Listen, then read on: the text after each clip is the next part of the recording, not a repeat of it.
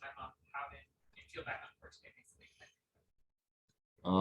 First praise my Lord and Savior Jesus Christ. I'd be lying if I said it was easy. It was still a little tough. My body felt good. Like I was energetic. Uh, Definitely felt energetic after not doing anything for a few days, but also kind of needed a little rhythm to get into. So I kind of got off to a little slow start. But more or less, it was kind of getting myself into the mental mind frame of getting ready to play. And that was tough. That's tough because I kind of use basketball as my getaway, but it reminds me of her a lot. So I just try to keep it as control and tame it as much as possible. I know it's not something you can get over or kind of ignore. You just kind of gotta take the punches and roll with them. It's gonna be good days, bad days.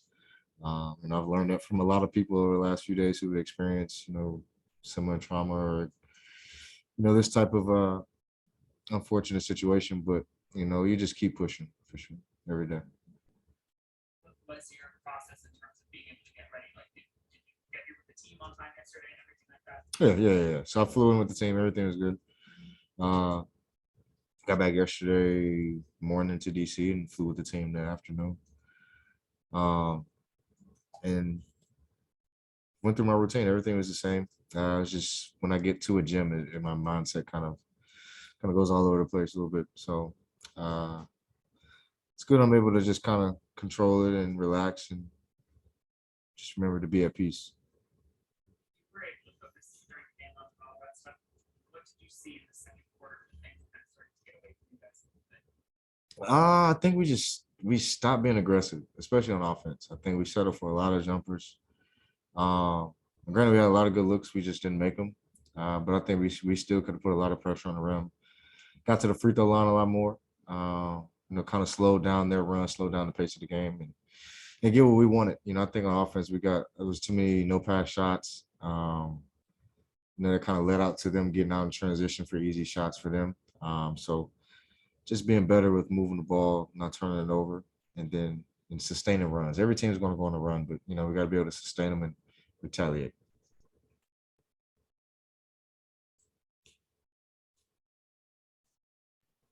Chase.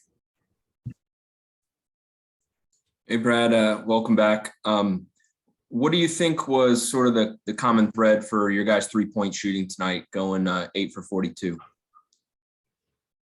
I don't know. I think it was a lid on it tonight, Chase, for whatever reason. Well, we got good looks. Some weren't good. I think we had the no pass shots, where we didn't get guys, the ball didn't swing side to side. I think those hurt us the most. But for the most part, I think the times we did get in the paint, we were able to move the ball. We got good looks, but I think when they went to zone, that kind of hurt us a little bit because we got stagnant. We didn't move around. We didn't move bodies. We didn't get in the paint for the kickouts. We kind of just swung the ball around the perimeter and, where it was open, kind of shot it. We have to be better with that. But more or less, we just got to knock down shots. It's not because of one thing or another. We just got to knock them down. We took 40 of them. And you mentioned the zone. Wes said he expects you guys might see some of that tomorrow night. What do you think you guys need to do to break it? Be more aggressive, attack those gaps. I'll probably implement myself more into playing the middle of the zone and just kind of create some havoc there because zones usually collapse when you get the ball to the middle. You're able to get a lot of, weak side passes or open looks from that. So we just got to move more, move bodies, and be ready to shoot. We got to knock them down. I mean, we're going to get the looks, so we just got to be ready to shoot and knock them down. Neil. Hey, Brad. Trez shared after Monday's game that, he reached out to you and, checking in. If you're willing to share, what has it meant to you that your teammates have supported you through this time and anything in particular that, really meant a lot to you? I mean, it's just the constant support is always appreciative. My teammates have been there since the news broke. I mean, just everybody from the organization top down, everybody's been very supportive and, uplifting. It's tough because a lot of a lot of words don't make you feel better. They're not going to, change anything. But to have that type of encouragement and support is awesome. It gives me people to lean on, and I'm able to trust my peers and just rely on them. If I'm having a tough day, I know Trez is there to pick me up.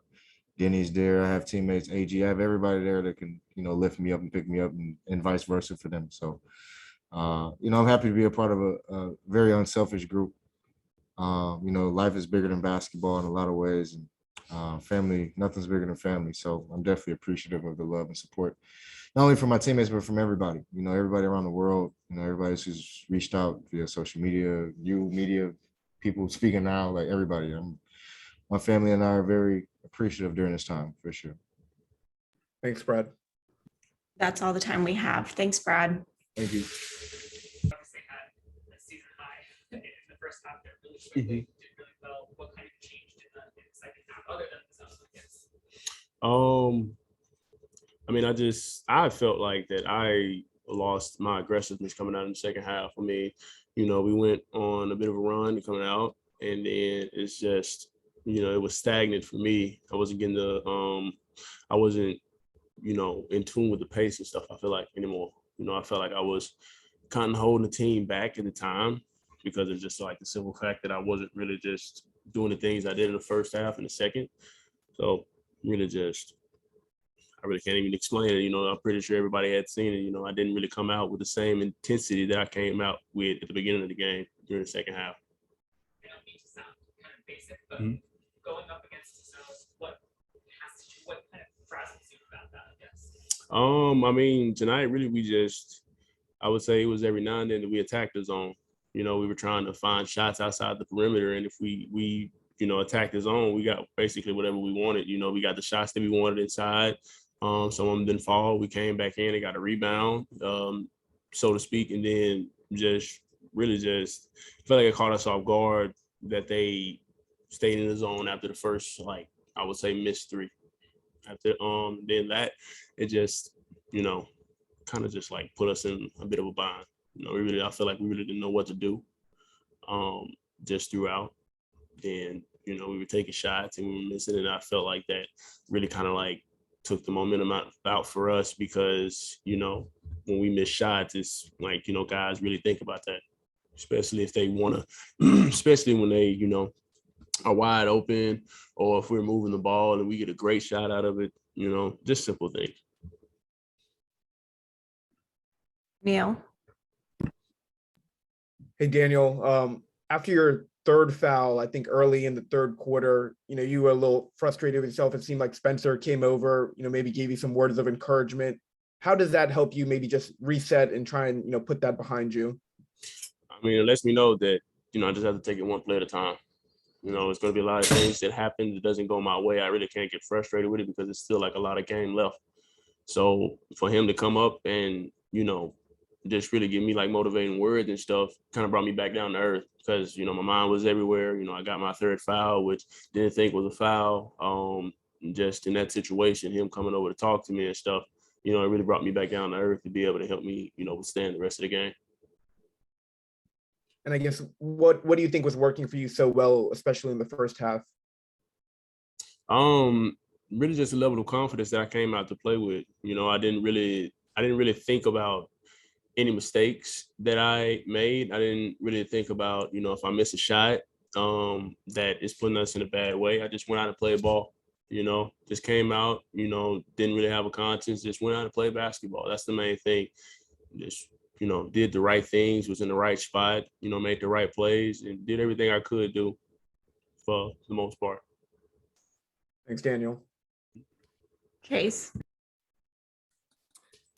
Hey man, I missed the very start. Sorry if this was asked, but you guys didn't send them to the free throw line until midway through the third quarter. Just kind of, how do you think that happened? Do you do a good job of defending without fouling, or do you feel like maybe you should have been more aggressive, or what do you think? Just, being in the right spots at the right time. It was a lot of miscommunication on my end as well. Not really being the vocal point of the defense, really just being out there and just being one of those guys that doesn't talk. That's the main thing. But other than that, time and time again, there was a lot of calls that really didn't feel like that should have been called. But at the end of the day, the refs have a job too. So. And what would you like you guys to adjust going into your meeting with the Heat tomorrow? Main thing is just, they run a zone, attack the zone. That's the main thing. But other than that, just keep shooting. And the main, really just keep shooting. And if shots don't fall, it's okay. It's not the end of the world. It's not the end of the game. We can always get better looks down the floor, and really just not having, I would say, one pass possessions, me not making dumb mistakes and trying to get downhill and be a point guard. Really just certain things like that.